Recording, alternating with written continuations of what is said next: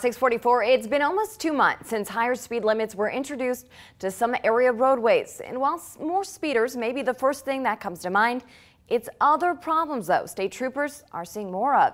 3 News Now traffic reporter Max Charlton has more on what's driving you crazy. Max? With a higher speed limit often comes more problems on the roadway, and state troopers I talked to are keeping a lookout for those very problems. Over the past couple of months, Nebraska state troopers say they haven't noticed any more problems than normal on the interstate system. Law just changed a couple months ago, so there's not really a lot of data out there to back up whether or not the increases change their driving behaviors. In April, the Nebraska legislature voted 44-1 to give the Department of Transportation authority to increase speed limits on designated stretches of 2-lane highways from 60 to 65 miles per hour and on 4-lane expressways from 65 to 70 miles per hour.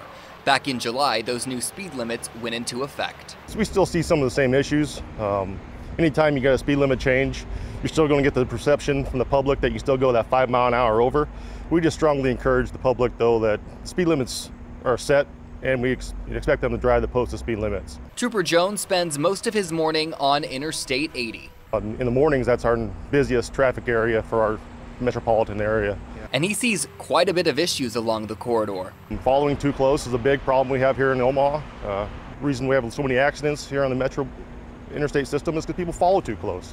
For Trooper Jones, he feels a couple things will help the local commutes tremendously. You know, if we can get people just to back off a little bit, especially as the speed limit's increased, if they can just back off a little bit, our interstate system will be a much safer place to travel. Some words of advice come as no surprise. You know, number one, we're going to buckle up, put down the cell phones, and then just, obey the posted speed limits.